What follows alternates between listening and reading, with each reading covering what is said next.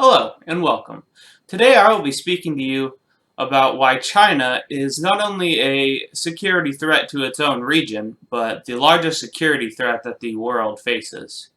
I'll be covering a couple of topics related to the overarching topic of China being a security threat to the world. There is far more than the few that I am going to touch on today. My primary source that I will be using today for this is China's 2019 Defense White Paper.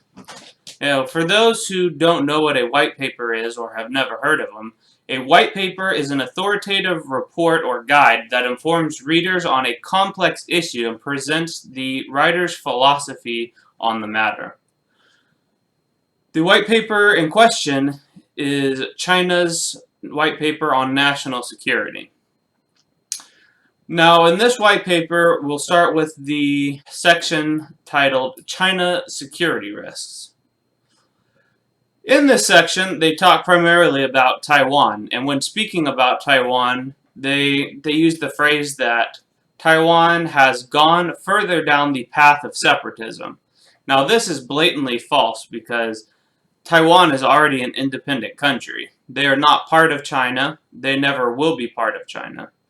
They are their own country that is independent, and it has been so since 1947 when they issued their constitution. And they also go on in this section to talk about how Taiwan is hindering peaceful reunification of the country, and that they are the gravest immediate threat to peace and stability. Now, this is blatantly false, as Taiwan does not take any type of offensive action against communist China itself.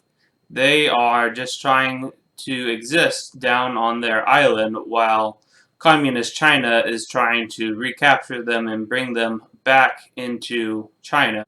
The next part of this white paper talks about China's national defense aims, and two of those that I would like to discuss are: one, they would need to oppose and contain Taiwan independence, and also that they want to crack down on proponents of separatist movements, as they call it, such as Tibet independence and creation of East Turkestan. And they also mention in this section that China will and must be reunited. And they say in this paper that we will make no promise to renounce the use of force and reserve the option of taking all necessary measures. Keep in mind that this is a country with nuclear arms. They also go on to say in this section that the PLA will resolutely defeat anyone attempting to separate Taiwan from China and safeguard national unity at all costs. So with that being said, they clearly are not looking for peace. They are looking to take what they consider theirs at any cost, even if that means using nuclear weapons. Now, if that is not a threat itself to security for not only the region but the world, then I don't know what is. Another topic that I would like to discuss is the People's Armed Forces Maritime Militia. Now, if you've never heard of this, what this is it is a militia that is run by the People's Armed Forces chain of command, and it's primarily made up of civilian vessels and fishermen. But it can be activated by China's military whenever they call them. It's primarily used to wage war without gun smoke, as the Chinese like to say. Their primary tactics that they use are bumping and ramming other ships and using powerful water cannons on their ships to destroy sensitive equipment on other ships, such as radar needed to find their way home or GPS. Now, these people are dubbed in the international community as China's Little Blue Men, which is a reference to Russia's Little Green Men, which are their ununiformed military that they used to annex Crimea. Now, these Little Blue Men are constantly harassing other countries in the South China Sea and in all of the seas surrounding China. One of these that is a good example is that they consistently block Philippine ships from fishing in the Spratly Islands. And these fishermen rely on that to support not only their families but their country. And constantly the Little Blue Men, or the People's Armed Forces Maritime Militia, will use their ships as a physical barrier to prevent those Filipino fishermen from fishing around the Spratly Island, because the Chinese, or the Communist China, says that the Spratly Islands are their territory.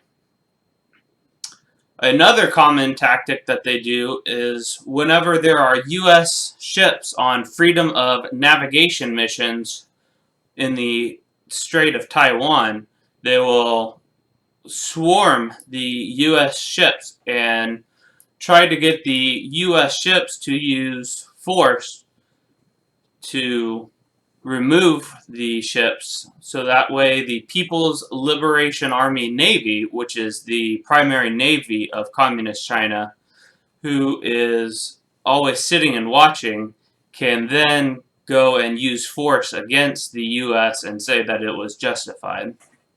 While there has never been any force actually used against the Little Blue Men by the U.S. Navy, this is something that could escalate very quickly, because if someone were to die in that conflict, that could escalate quickly into full war.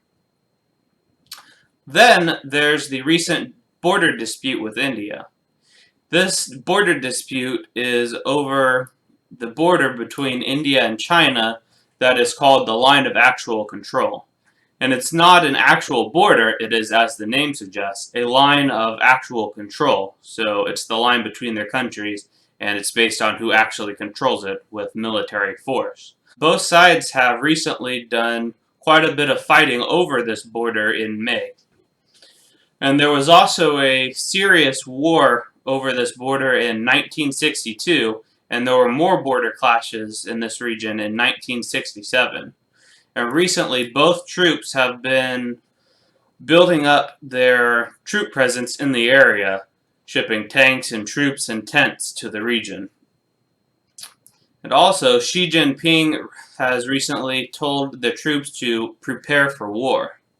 This is only one of many territorial disputes, as China tries to take the land of its neighbors frequently and harasses them to try to provoke them, which is a common tactic by Communist China.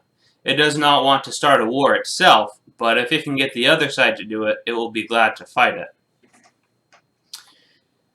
And many of China's disputes are with nuclear-backed countries, while they too possess nuclear weapons. And this would be very bad for the world, obviously, if it came to that. And there has also been disputes with Hong Kong, the Philippines, Vietnam, Korea, and others over territory that China says is theirs, but is not. There are many other threats that prove that China is a security risk, not only to the region, but to the world as a whole. They are not seeking peace, and they are constantly trying to take territory from their neighbors to assert their dominance. And while there are many that I could go over, I will more than likely write my final paper for this course on those topics. And if you would like to discuss this further, or if you would like to reply, then please do. I thank you for your time today.